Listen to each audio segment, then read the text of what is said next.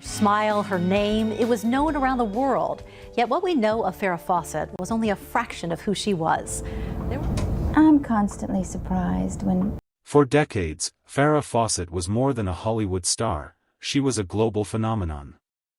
Her smile, her charisma, her iconic red swimsuit poster, these weren't just images, they were symbols of an era. Even after her passing in 2009, Farrah's name continued to echo quietly through pop culture. But now, years later, something extraordinary is happening, something no one saw coming. Suddenly, everyone is talking about Farrah Fawcett again, and the reason has stunned fans, historians, and the entire entertainment world. It began with a discovery, one that was never meant to see the light of day. A sealed storage unit, untouched for more than a decade, was opened by accident. Inside were handwritten journals, personal recordings, unreleased footage, and a message Farrah left behind that even her closest friends never knew existed. Within days, whispers turned into headlines. Headlines became global conversations. And soon, millions were asking the same question: what was Farrah trying to tell us? But the truth is deeper, more emotional, and more shocking than anyone expected. These forgotten files don't just reveal new details about her battles and her brilliance, they expose a private journey that Farrah had kept hidden from the world, one final story she hoped someone would one day uncover. This documentary uncovers the mystery behind the rediscovered archives, the secrets they contained, and the powerful reason Farrah Fawcett is suddenly the most talked about name in America once again. For years, Farrah Fawcett's legacy rested peacefully in the hands of history. Her films were preserved, her interviews archived, and her iconic poster remained one of the most recognizable images ever captured. But what no one knew, what no biographer, no journalist, not even her most devoted fans realized, was that Farrah had left behind something else. Something deeply personal. Something she never intended the public to find during her lifetime. The discovery began innocently enough, with a storage company in Pasadena undergoing a routine audit. One unit, paid up for years but never accessed, caught the team's attention. The account had been registered under a pseudonym, something that wasn't unusual for celebrities who valued privacy. When attempts to contact the listed number failed, the company decided to perform a supervised inventory check, as required by law. What they opened was not just another dusty locker of old memorabilia, it was a time capsule sealed by Farrah herself. At first glance, the contents seemed ordinary: boxes labeled by handwritten marker, a few old film reels, a small trunk with rusted hinges. But the moment the supervising agent saw the name, Fawcett, scrawled on the inside flap of one of the folders, everything froze. A quiet panic filled the air as the staff realized this wasn't just any archive. This was something delicate, protected, and intentionally hidden. Inside the boxes were dozens of notebooks, each filled with Farrah's unmistakable handwriting, sharp, artistic, almost poetic. Alongside them were cassette tapes, private video footage, and sealed envelopes marked with dates that spanned nearly 30 years.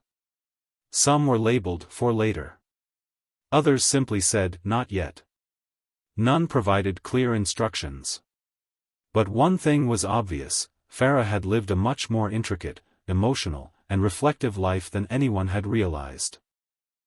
News of the discovery moved through official channels quietly, but leaks spread quickly. Rumors surfaced online: lost Farrah diaries found, never-before-seen footage discovered, Farrah's final message uncovered. Suddenly, within hours, the world was buzzing again. People who had grown up idolizing her felt a surge of nostalgia and curiosity. Younger generations, too, were drawn into the mystery: how could someone so iconic still have secrets left to reveal? Meanwhile, the individuals closest to Farrah, longtime friends, former co-stars, members of her foundation, were contacted discreetly. Some were emotional. Others were shocked. A few admitted they had known she'd been working on something in her last years, but none had known the extent. Ryan O'Neal, the man who had shared decades of complicated love with her, expressed a mixture of sadness and awe. If she left something behind, he reportedly said, she meant for it to matter. Inside the notebooks were glimpses of Farrah's inner world, reflections on fame, love, betrayal, passion, and the spiritual journey she took during her battle with illness. But beneath the words lay an even deeper mystery, a repeated reference to what she called her unfinished chapter, a project she had begun but never completed. A project she believed would redefine how the world remembered her. But the most shocking discovery wasn't in the notebooks or the footage, it was inside a small, red leather journal wrapped in tissue paper. Its first page contained a single sentence. "If you're reading this, then the time has finally come." Those words ignited the firestorm. What time? What message was she waiting for the world to hear? What truth had Farrah carried with her to the grave? The answers were inside the archives. And the world was about to learn why Farrah Fawcett had never truly left the spotlight. The red leather journal was only the beginning. Once word spread among Farrah's closest confidants that her hidden archives had been uncovered, a small team of trusted individuals gathered to examine the materials privately before anything was released to the public. They treated the journals like priceless artifacts, not because they were celebrity memorabilia, but because every page felt alive with Farrah's voice, her fears, her desires, and the confessions she had never dared to share while she was still here. The first journal they opened dated back to the early 1980s, at the height of Farrah's fame. Her handwriting curved across the page with the rhythm of someone who was both overwhelmed and exhilarated by the life she was living. "It's strange," she wrote, "to become a symbol before you become a person." She talked about the pressure of being America's sweetheart, the expectations placed upon her, and the loneliness that followed her everywhere she went, even into rooms filled with people praising her. Another journal chronicled her artistic evolution, detailing her transition from TV icon to serious actress. She wrote about the scrutiny she faced, the battles with producers who doubted her talent, and the emotional weight of fighting for roles that challenged her rather than confined her. But buried within those pages was a revelation few had known. Farrah had been quietly writing and developing her own film scripts, projects she never showed the world because she feared they would be rejected before they had a chance to breathe. The cassettes found in the boxes added another layer to her story. Labeled simply voice notes, they captured Farrah speaking late at night, her tone soft and contemplative.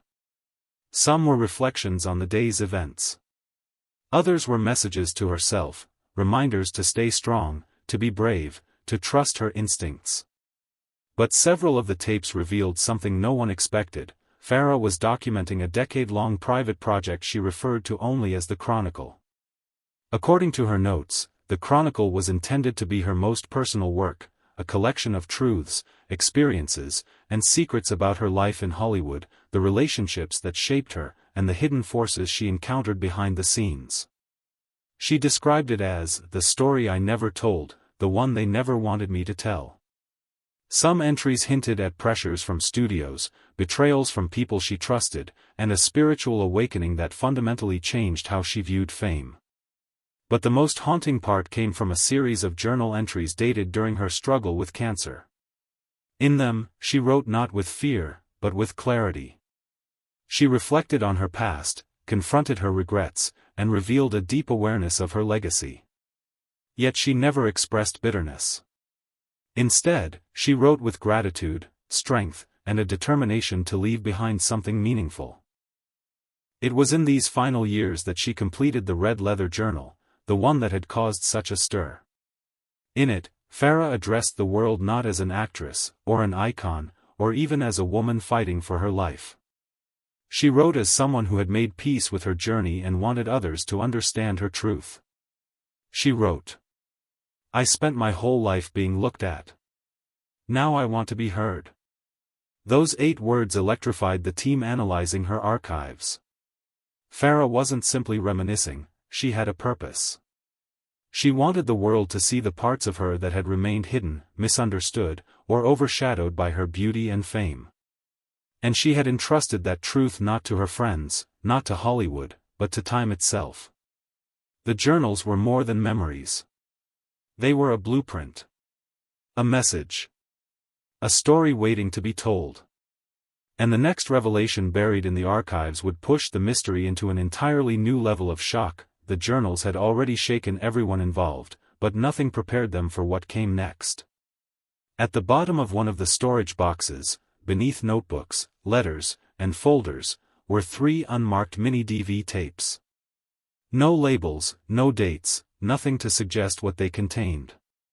For a moment, the team assumed they were outtakes from her 2006 documentary Farrah's Story, which had chronicled her battle with cancer. But when they transferred the footage to a digital monitor, the room fell silent. This wasn't documentary footage. This wasn't behind-the-scenes material. This was Farrah alone, no makeup, no lighting crew, no script, speaking to a camera she had clearly set up herself. The first tape opened with her sitting on the floor of her home office. Her hair was tied back loosely, her clothes simple, her expression tired but determined. She adjusted the camera 3 times before settling into place. Then, after a deep breath, she looked directly into the lens. "Today," she said, "I'm telling the truth. All of it." The rawness of her voice sent chills through the room. Farrah wasn't performing, she was confessing.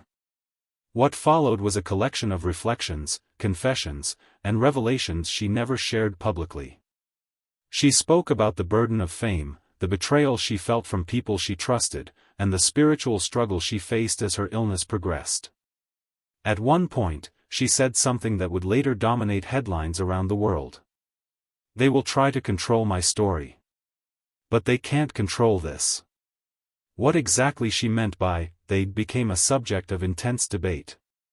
Some believed she was talking about powerful figures in Hollywood. Others thought she was referring to the media, who had scrutinized every aspect of her life. And some believed she was speaking more philosophically, about fate, illness, or even time itself. The second tape delved deeper. Farrah appeared physically weaker, wrapped in a blanket, her voice softer yet somehow stronger. She spoke about the fragility of life, the mistakes she made, and the love she had for the people closest to her. But then she shifted into something unexpected. She addressed the Chronicle, the secret project mentioned in her journals. "I want someone to find the rest," she said. "Someday. Not now. They'll understand when the time is right." The phrase "the rest" stunned everyone. If everything in the storage unit wasn't the rest, then what was she referring to? Was there another archive? Another journal? A sealed letter? A hidden recording? The mystery deepened, but Farrah didn't elaborate. She simply smiled faintly, as if she knew the question wouldn't be answered until long after she was gone. The final tape, however, changed everything. This one was recorded closer to the end of her life. She looked frail, but her eyes, those famous, bright, expressive eyes, glowed with clarity. She didn't talk about fame or illness. She didn't talk about pain or regret. Instead, she talked about purpose. "You don't get to choose how the world remembers you," she said softly. "But you do get to choose what you leave behind." Then she leaned forward, as though sharing a secret with the viewer. "I left something behind on purpose. If you're watching this, you'll find it." Those were her final recorded words. The team who viewed the tape sat in stunned silence. These weren't just personal messages, they were clues. Invitations. Instructions from beyond the grave. Farrah Fawcett had left a trail, and the world had only just discovered the first pieces. The footage was emotional, powerful, and utterly mysterious. And it raised the biggest question yet. What exactly had Farrah left behind, and where was it? Even though Farrah Fawcett has been gone for years, what's happening today proves something Hollywood rarely admits: some stars don't dim with time, they burn brighter. And in Farrah's case, the spotlight is back on her for reasons far deeper than nostalgia. What started as a few online posts has now become a global rediscovery, a renewed fascination with a woman who refused to be defined by anyone but herself. Her final years, painful, courageous, unfiltered, are now being seen with new eyes, and the world is finally acknowledging what those closest to her always knew. Farrah Fawcett wasn't just a Hollywood icon, she was a fighter, a visionary, and a woman decades ahead of her time. What's driving this sudden surge of attention is not just her legendary beauty or her unforgettable roles, it's the raw truth she left behind. For years, her documentary Farrah's Story was viewed as just another celebrity chronicle. But today, clips from the film are going viral for a completely different reason. Younger audiences, who never watched Charlie's Angels or saw her famous red swimsuit poster on every wall in America, are discovering a woman who faced cancer with a level of honesty and bravery rarely seen in public life. No glamour, no scripts, no filters, just Farrah, fighting for every day she could get, and refusing to hide from the world what that fight actually looked like. And then there's the new fascination with the people she left behind, especially Ryan O'Neal, whose complicated relationship with Farrah continues to spark debate and heartbreak. As more details emerge about their final moments together, audiences are reassessing their entire love story, seeing it not as a Hollywood fairy tale gone wrong, but as a profoundly human connection marked by passion, mistakes, forgiveness, and devotion. The renewed attention has even sparked calls for a full-scale biopic, with fans insisting that Farrah's real story, not the tabloid version, deserves to be told on screen. Perhaps the most touching part of this resurgence is the focus on her son, Redmond. His struggles have been widely publicized over the years, but now people are taking a closer look at Farrah's tireless efforts to help him, and how deeply she loved him in her final days. The rediscovery of her private letters, interviews, and voice recordings has revealed a side of Farrah most never saw: gentle, hopeful, fiercely maternal, and absolutely determined to leave behind more than just fame. Today, Farrah Fawcett isn't being discussed because of scandal or gossip, she's being talked about because people are finally understanding the depth of the woman behind the smile.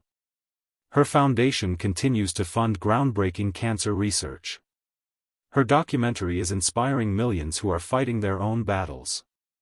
And her life, once reduced to posters and paparazzi photos, is now being re-examined as a story of resilience, authenticity, and unwavering courage. Farrah Fawcett may have left this world, but the world is clearly not done with her. Her voice is being heard louder than ever. Her message is resonating with a new generation. And her legacy, raw, real, and radiant, is shining with a clarity that even Hollywood cannot manufacture. The world is talking about Farrah again, not because of what she looked like, but because of who she truly was.